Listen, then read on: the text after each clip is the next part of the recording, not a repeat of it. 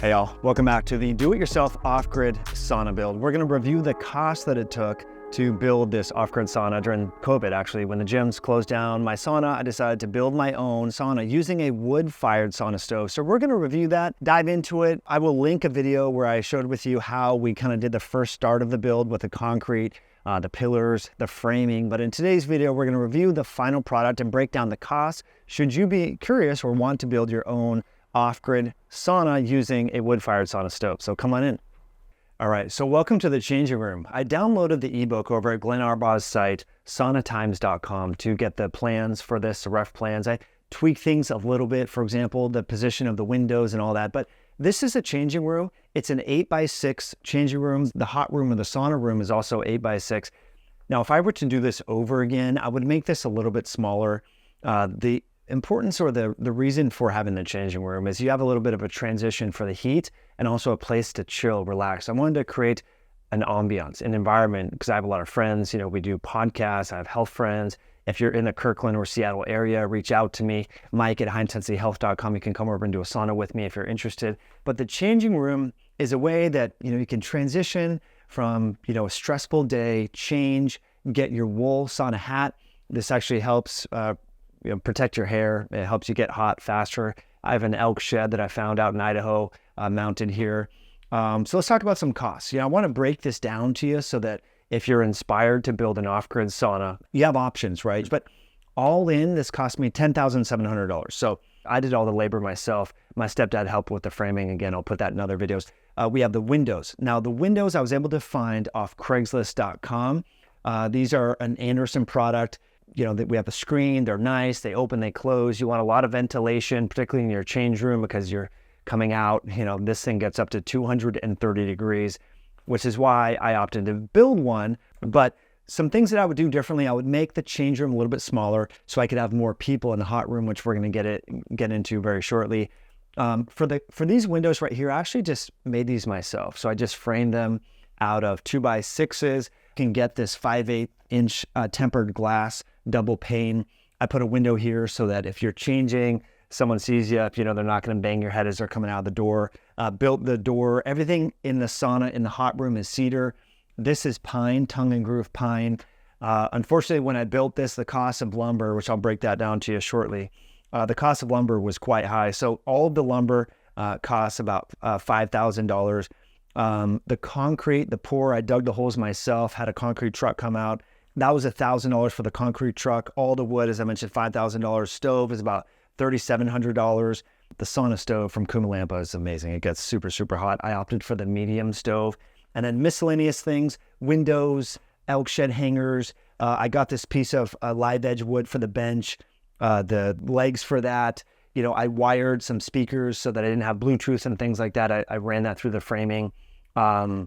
Lights, you know, had this light and stuff like that. So all in, it was around $11,000 plus or minus. So let's hop into the hot room and talk about some of the benefits to having a wood-fired sauna stove. So we have one bench here that goes across the 8-foot long end, and it's 36 inches, so it's 8x3. And then we have the lower bench here. So the high bench is where you get all the heat. I love the high bench. We can comfortably sit about 4 people here.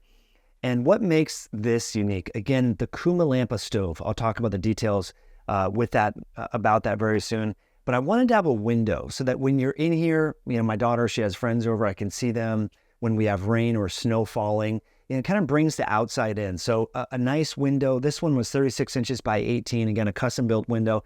The glass there was really affordable. I want to say I paid like $110 for the piece of glass. Just built that out of Google some videos on how to build a window. It's really easy. But the ventilation, really important. And this is a mistake that I made when I have my infrared sauna, is not venting the sauna space properly. So there's venting behind the Kumalampa stove, and then we have the high vent here and a low vent there. And so this is all cedar tongue and groove and cedar pretty much everywhere. I built the floors just using mortar. So I just spread mortar around. There's a little drain there that goes out. So it's waterproof, but I put mortar behind the sauna stove, so you don't want combustibles within 18 inches of that stove, because that stove gets up to well over 200 degrees, which is kind of if we talk about why would you want to build your own backyard sauna, because the heat. The mechanism of action of any sauna, whether it's a sauna blanket, an infrared sauna, or a classic Finnish sauna like this one, is heat. We know the heat is going to activate heat shock proteins. Heat is what's going to move the blood around lymphatic tissues and cause you to sweat. So the greater the heat source and the more heat you get, the more benefits you get from that. So that's why I'm a huge fan of an infrared sauna and wanted to just build my own using a sauna stove that's powered by wood. My daughter and I went and found these rocks over at a river, and we have the rocks. And then, how we do it is we'll do a 20-minute session, just dry. We'll take a break, go in the cold plunge. Moreau's Cove Forge is the cold plunge that I recommend. Then we'll come back in and we'll start to pour water on the rocks, and that will really increase the humidity and cause you to start sweating profusely. We'll take a break and come back in and do 3 or 4 sessions like that, and you feel amazing, my friends. It really, really helps. But I don't know what I would really do differently besides making the hot room a little bit bigger. That's pretty much it. But I would encourage you to start somewhere. So if all you have is a small living space, start with a sauna blanket. The sauna blanket over at Bond Charge gets up to 170 degrees, low EMF. That's a great place to start. Next up, I would say an infrared sauna. Our friends at High Tech Health, I ran that sauna for a lot of years and then sold it. And my friends that I sold it to in 2020 are still using it today, 3 years later. So that's an awesome tool.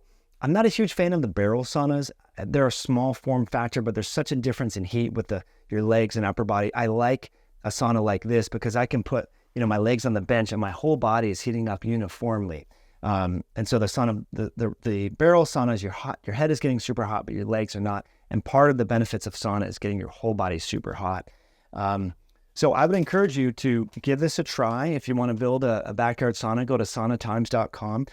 Glenn has just such great information on his website and his ebook. And so again, total cost $11,000. That doesn't include my labor time. This was a labor of love, and yeah, it's a lot of fun, my friends. If you're in the Seattle area, definitely hit me up and we'll do a sauna session. But I think the most important thing is to be intentional about going in the sauna. There's so many benefits: stress reduction, sleep, cardiovascular disease reduction, erectile function improvement. The list goes on. So yeah, hopefully you watch that first video. If you have any other questions about doing your own backyard sauna build, let me know in the comment section, and we'll catch you in a future video. Yeah.